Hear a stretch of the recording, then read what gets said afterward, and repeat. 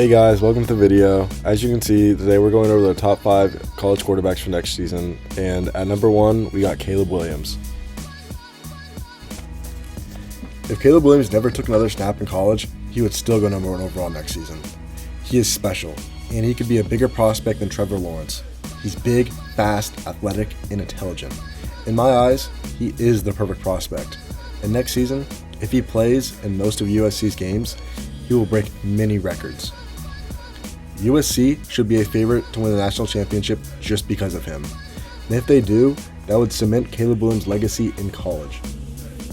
I got the chance to see Caleb last year at OU when they traveled to Lawrence, Kansas to play at David Booth Memorial Stadium. At half, KU was up big and they had all the momentum.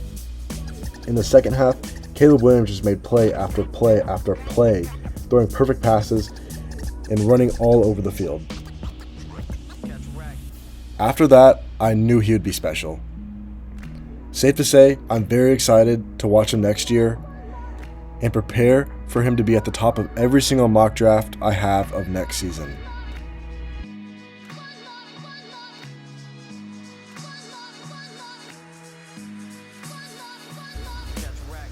Williams utterly dominated college football this past season, with over 4,500 yards, 42 touchdowns, only 5 interceptions, and added over 380 yards and 10 touchdowns with his legs.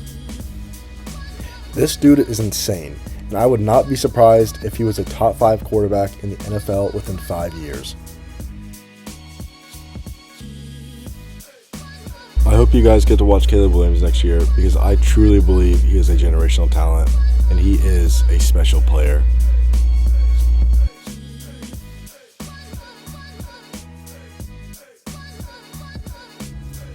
Well, that was it for our first player, Caleb Williams. So let's go on to our second player.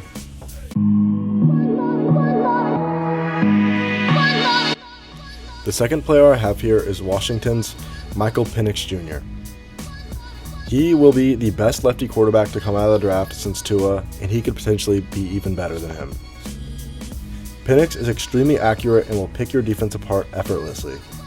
He led the NCAA in passing yards last season and will be near the top next season as well. Although he is a lefty, he doesn't favor either side, and he uses his accuracy well on both sides of the ball as well. If he continues playing at the level he did last season, there is no doubt in my mind he could be a first-round pick.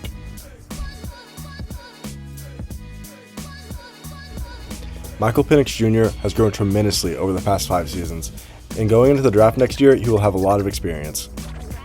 Last season at Washington, he had over 4,600 yards, 31 touchdowns, and on only 8 interceptions. He also added 4 touchdowns on the ground.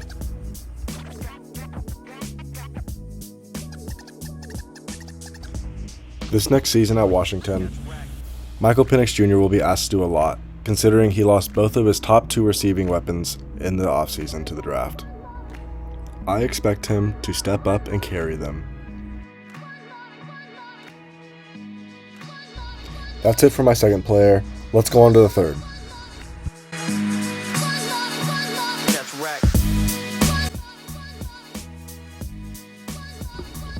My third quarterback on this list goes to Drake May.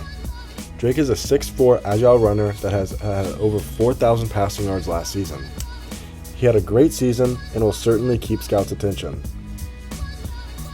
The only knock I have on him is that he was very inconsistent at times, and their offense floundered when he couldn't get things going.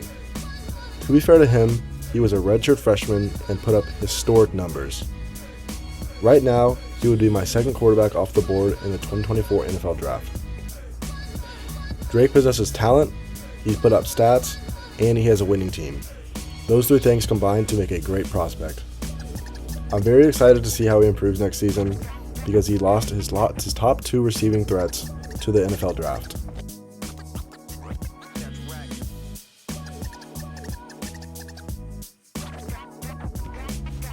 Last season, Drake May had over 4,300 yards and 38 touchdowns with only 7 interceptions.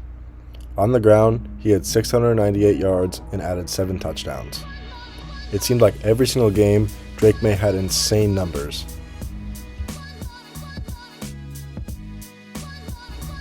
If Drake May can change his consistency and win a couple of big games, I can definitely see him challenging Caleb Williams for the number 1 overall pick next year.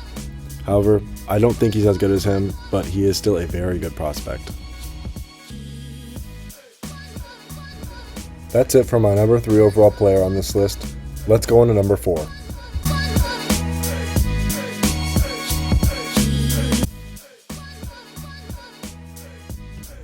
My 4th quarterback on this list goes to Arkansas's KJ Jefferson.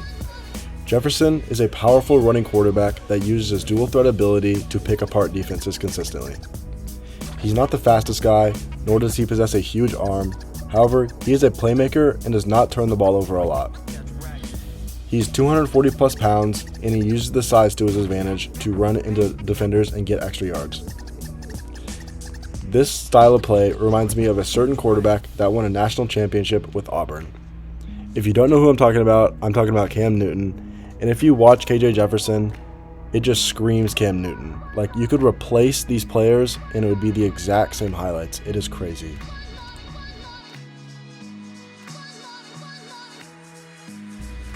Even though KJ likes to get out of the pocket and run, and has a lot of opportunities to do so with design runs, he is actually very comfortable in the pocket and is very patient. This is one of his best traits as a quarterback. If he can improve his arm strength, there is a good chance he could be a first-round pick in the 2024 NFL Draft.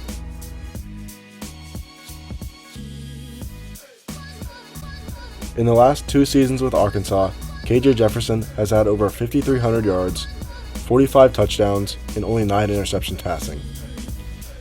On the ground, he has had over 1,300 yards and 15 touchdowns. He is one of the most underrated quarterbacks in this class, and I believe he will show everyone why he should be an NFL quarterback.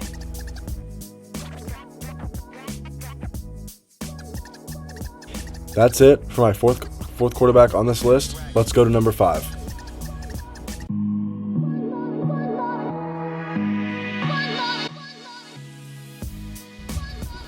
Coming in at number 5 on my list, I have the former number 1 overall recruit in 2021, Quinn Ewers.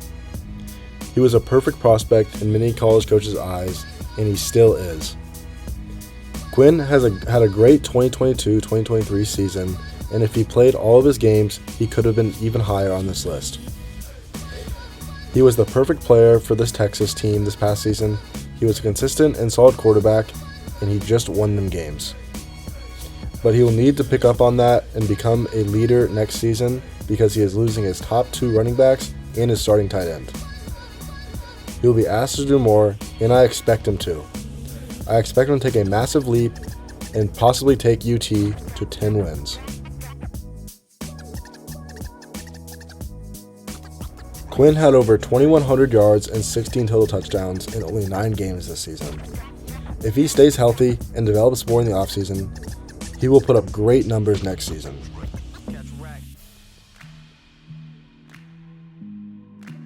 Quinn doesn't have a lot of weaknesses as a quarterback, but some things he can work on is his ability to make plays out of the pocket and his accuracy on outside the number throws. Overall, he is a good quarterback with great traits.